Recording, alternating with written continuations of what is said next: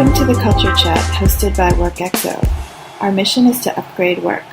Find out more about our Workplace Genome Project at workxo.com. And now, over to our host for today. Hello, everybody, and welcome again to another edition of the Culture Chat podcast. My name is Jamie Notter.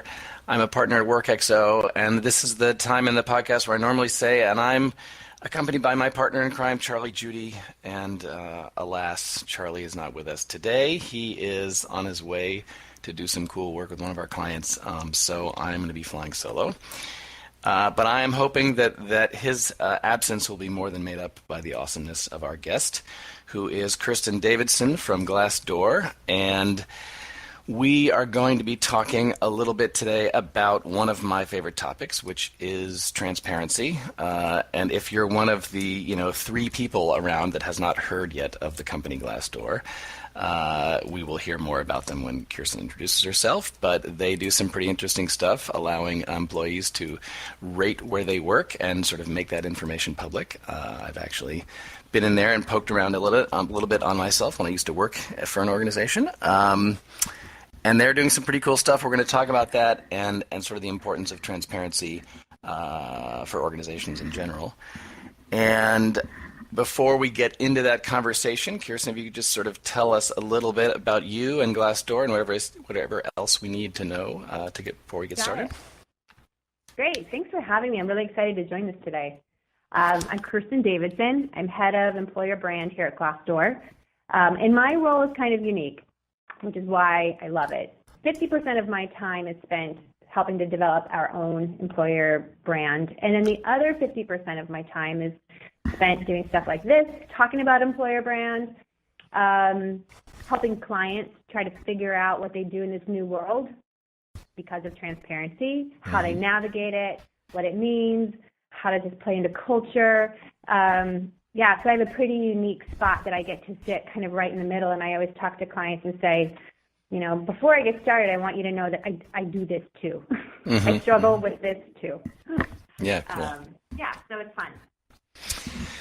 So our big question today is, again, about transparency and how it's changing the business environment. I mean, I was saying before we started today that this is a topic very near and dear to my heart. Maddie and I, when we wrote Humanize back in 2011, transparency was one of the 12 areas that we specifically focused on and Humanize was basically about how social media is changing the way we lead and manage. And because social media is more human, that's why we called it Humanize. And transparency is a big piece of that, obviously, because it's about putting stuff out there.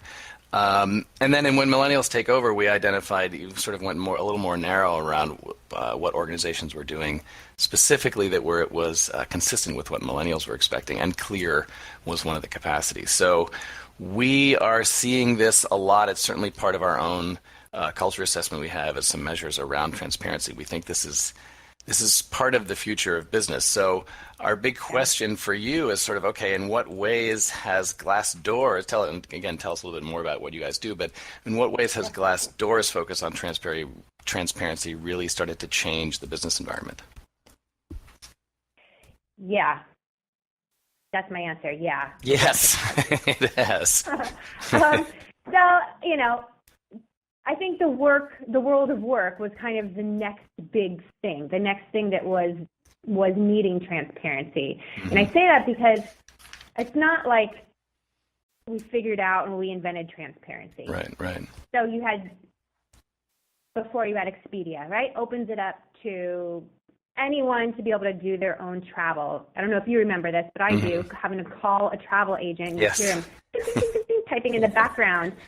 And they'd be like, no, that's not going to work. No, that's the good old days, right? Can you just give me that? Can I just do it myself? Yeah. And Expedia basically made the green screen available to everybody and put it in your own hands. Now we don't even question it. I don't know how many travel agents there are left in the world, but I would guess probably fewer than there used to be, right? Yes, a little aside, by the way, on that, because I do a lot of work with associations. I literally saw an article about basically the Travel Agents Association and how they're now collecting more money from the travel agents to do a campaign to remind everyone that travel agents do exist. Yeah. Well, and I don't disparage it because frankly, there's actually so much involved with having to do it. I'd be happy to call someone and have them help me at this point. Exactly. Like pendulum might be swinging, but so transparency, right? So I think that's just kind of the first place we really saw it in business. And then Zillow came on the scene with house prices. Remember when it was really provocative to see your neighbor's home price and how mortifying it was if someone knew what you had paid for your house? No one even blinks an eye at that anymore. It doesn't bother me at all if I know what the difference between house prices are on a single street that I'm on. And then what was that next spot? And the founders of our company said, I think it's in work because people spend more time at work than they do anywhere else. Yet it's like the one thing that we know nothing about. When you get inside a company, right, when you go and you interview, you kind of do the best you can to figure it out. You look around the office, kind of try to get a gut feeling of things. You call people who you might know, who know someone who works there, and you try to validate it. But frankly, until you're inside the door, it's almost impossible to figure out if it's really the right fit for you. And so, 8 years ago, when Glassdoor started back in 2008, the idea was, what if we just allow employees the chance to leave a review on their company? So people are familiar with Yelp. So that's a good analogy if you don't know Glassdoor. But employees can go on and rate their companies in a couple different dimensions. Use CEO, health benefits. You can leave a salary review. What it's like to work there, pros and cons. And when it started a couple years ago, I was at a different company, and I remember the head of HR calling us and saying, what are you going to do about Glassdoor? It's all these reviews, or what is this thing? Shut it down, make it stop. And the journey that Glassdoor has been on, and that I think culture in general with the evolution of transparency and how that's changing things, what I love is that today people like me are now in a position to then call the head of HR to say, what are you going to do about this? I talk to a lot of people who call me and say, we have a problem, we have this problem happening on Glassdoor. Maybe they made an announcement, maybe something's going on internally, and now it's ending up on Glassdoor. Employees are talking about it, right? And companies don't like that. So how do I shut that down? I've got this problem. And I always try to say as gently as I can, you don't have a Glassdoor problem, you have a problem. Are you guys seeing companies sort of turn around? Like, are you seeing them make that same shift of realizing, as opposed to that kind of defensive reaction, realizing, this is actually an opportunity or this is data for me that I could act on? 100%. 100% shift. It's much, much more rare that people don't understand the connection and don't look at that data as a treasure trove of information, which is really what it is, right? It's real time, it's location based, it's by title. So there's a lot of information you can get. And it's real time, right? You can go in and check it out. So if you're just getting started and you're trying to figure out what's going on in your organization for good and for bad, it's a great place to start. And I think, one thing that I say a lot is that it can be very seductive to focus on all the stuff that's bad and all the things that are broken. But too often people forget about what's good and what is working. It's like, in yourself where maybe you have these 10 talents and strengths, but you have this one area where you're weak, and you start focusing on this one area where you're terrible and you don't measure up instead of kind of really focusing on all the attributes that you have that are so positive. And I think companies are the same way, but just as much in the data where you can find things that people maybe are unhappy about or things you want to focus on to change, there's also a ton of stuff about what's working. And it generally is across the board. You'll find people saying it, one after another after another. So those are really important points for people to look at, learn from, lean into. And sorry, go ahead. No, go ahead. Well, I was just going to say, do they immediately, so I'm obviously at WorkXO, we focus exclusively on culture. So I'm getting to the point now where I've got my culture hammer, so everything looks like a nail, that kind of thing. But Are they immediately saying, okay, when I get this data, are they talking about the cultural implications, or are they still trying to manage the issues and solve the specific problem? Nothing wrong with solving problems, but it's usually a reflection of sort of broader cultural dynamics, I find. Right. So are they going there and doing that? Yeah. They have to, right? Because it's not a Glassdoor problem, it's a problem. Right. People aren't just making stuff up and going there. What I find, which is interesting, is I think that in many cases for companies, Glassdoor is sort of their entrance into culture work. And it generally is, or it can often be, I should say, I find the hot button there is often the CEO rating. And that gets attention really fast, right? Culture work, people stuff, that kind of stays in the realm of HR and maybe particularly engaged employees who feel inspired to create cool events and do some fun stuff, right?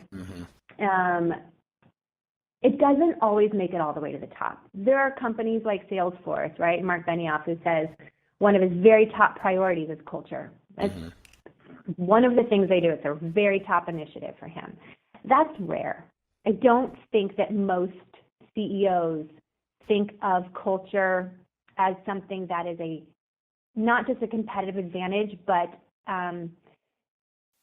one of the key differentiators of why they succeed or why they don't. Yeah.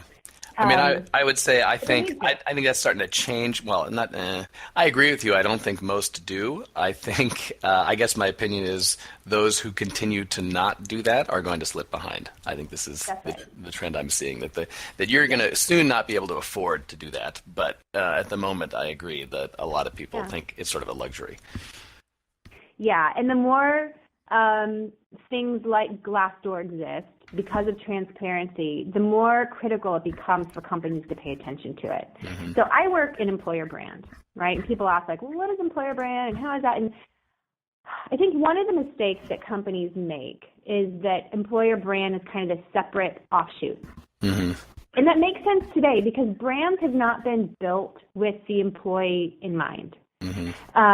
They're focused 100% on the customer and the customer experience. It's all about the customer. But more and more, because of transparency, what your employees say about you, the experience that they have at your company does have a really big impact on your brand. When those stories come out about, harsh work conditions, or maybe it's a story about great work conditions, those have a really big impact on customers, on partners, on investors, on people who are watching your company. And so I think employer brand has risen largely because there's this need to tell your story about who you are as an employer. And because you want to get top talent, right? And as more people kind of tell this story, you realize we got to tell our story too. We have that. We can do that. We can tell our story. But it's happening outside of marketing. It's happening kind of in HR or maybe in communications. And then there was this tension between HR and marketing.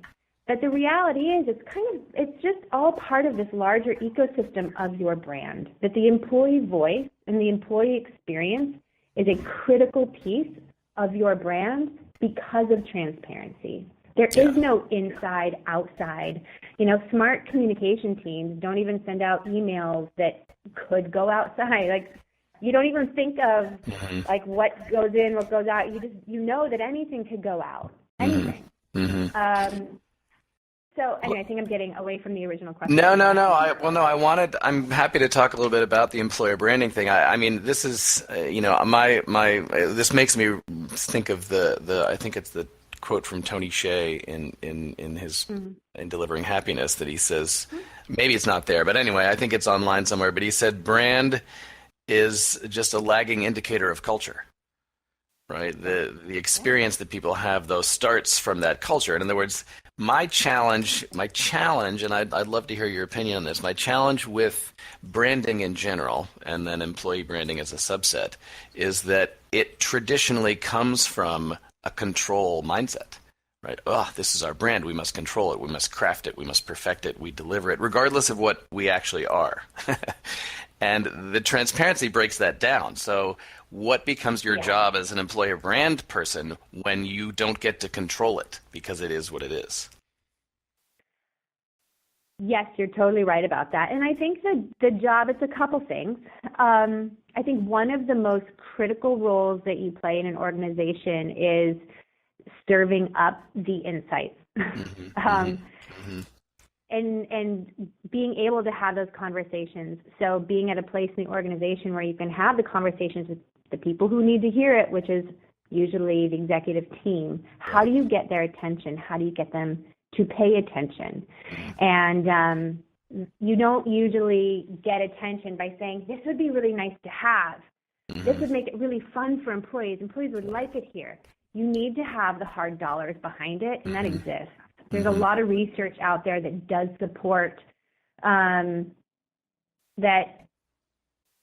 the difference between engaged employees and unengaged employees is the difference of success or not success. You know, there was a study out of the University of Kansas last summer where they took a look at, we actually didn't even know they had done it, but they sent it to us afterwards, but they had used all Glassdoor data, but what they were looking for was to figure out if they could find a causal link between employee satisfaction and the bottom line. So there's a lot of studies that show relation, right? Whether it's Fortune Best Places to Work, Glassdoor's Best Places to Work. There's a lot of, you know, companies and research firms that are looking at that, and I think that one's fairly well established, always very interesting and very powerful data. But the criticism you'll hear from researchers is that, yeah, but that's not a causal link.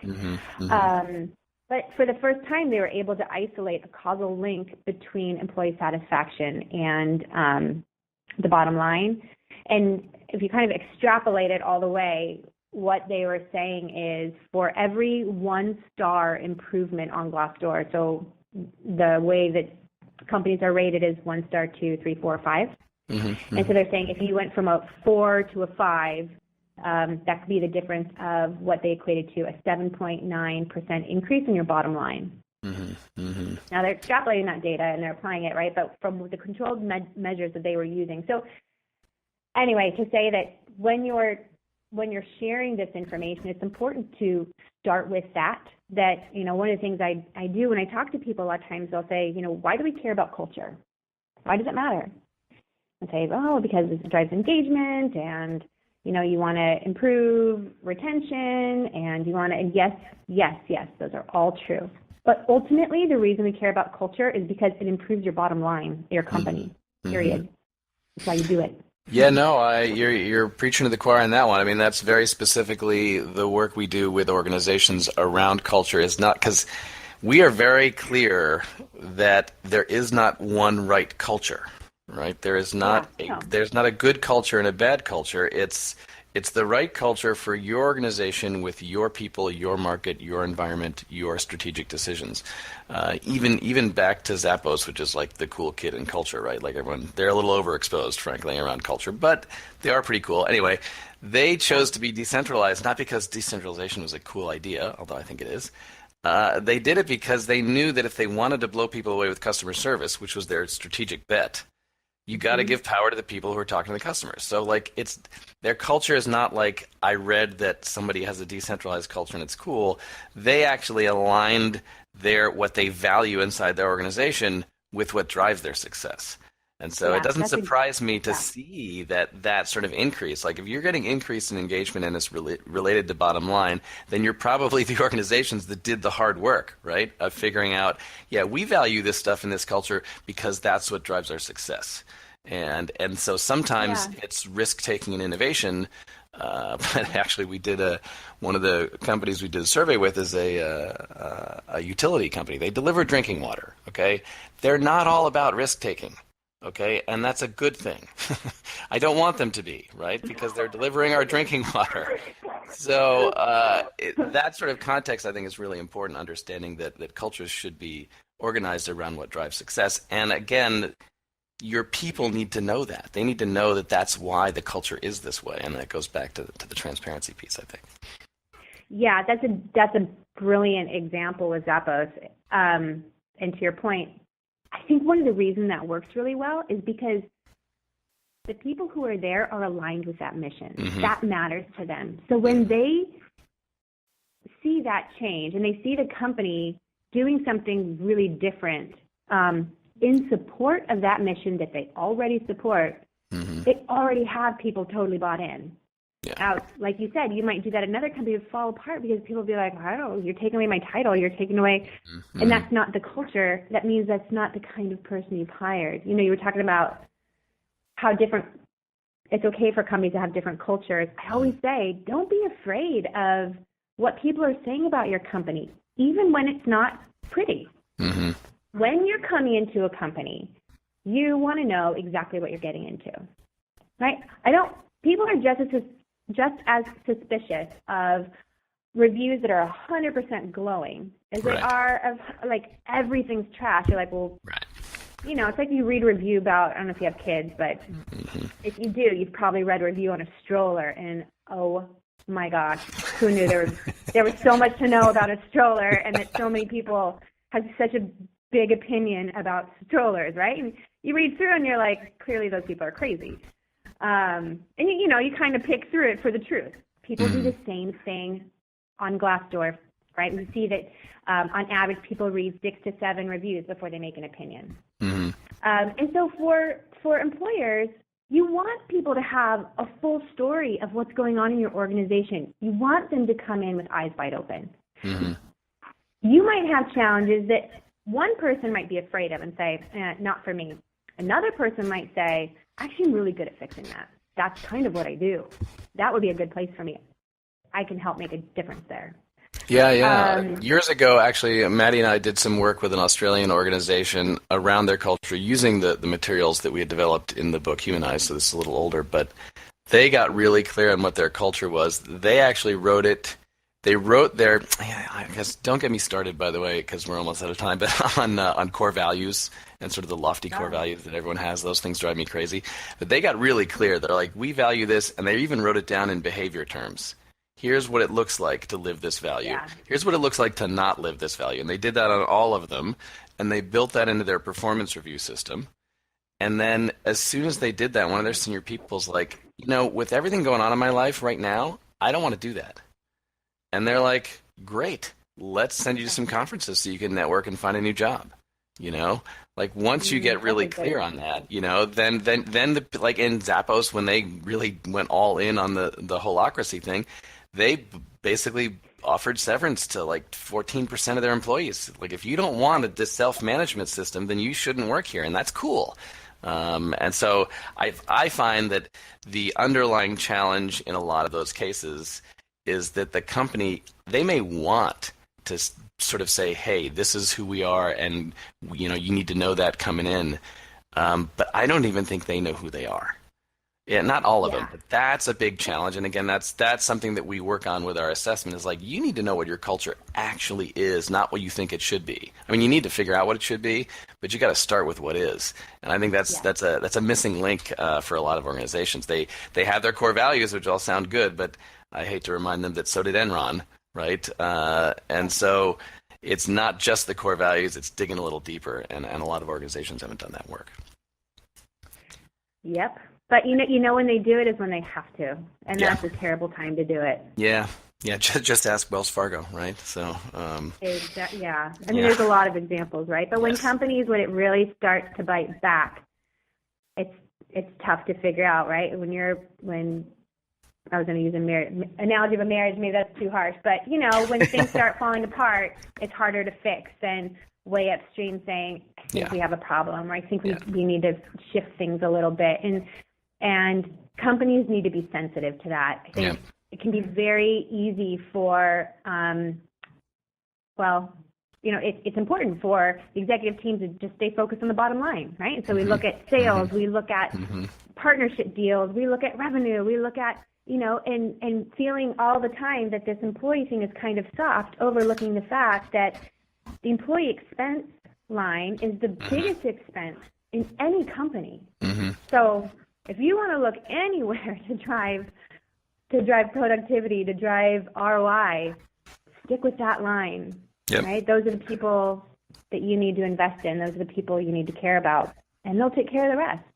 No, I agree, and I think you would also agree that that's one of the reasons that transparency is providing, just in general, as sort of a movement. It's, as you say, it's not a new thing, this idea of transparency, but it's gaining some ground, and it's shining some light where it needs to be shown, if I've got my verb tenses correct there. Yep. Because we need to see that in order to take the action earlier. And in order to sort of figure out the power I think that culture really has, that I think a lot of organizations aren't really taking advantage of. So Yeah. I am excited that transparency has sort of become a piece of the conversation, even at the C-suite. I hadn't thought of that, like that idea of, let's just give the CEO a rating so we can get their attention. I like that idea. Yeah. Well, and it works both ways. If it's really positive, you can say, look, you guys are doing an amazing job, and you know what? That's reflected in your CEO approval ratings. It also works when you say, like, hey, I know you guys are struggling, so we just did a little research, so let's just show you kind of what we found. Or they listen fast. Exactly. So. All right. Well, we are out of time. I really appreciate you hanging out with us and sharing some of your insights from Glassdoor. We're certainly a big supporter of this transparency movement. As I said, something we've cared a lot about. We will be getting this podcast up in our regular places. If you are listening to this on Podbean, don't forget that we put it up on our blog at workxo.com, and vice versa, because we love the subscribers. And of course, once we get it up, we'll share it with you guys, and you can promote it for us as well and share it with your networks. But again, Kirsten, thanks so much for joining us. Thank you for having me. And thanks everyone for listening, and we will see you next time on the Culture Chat.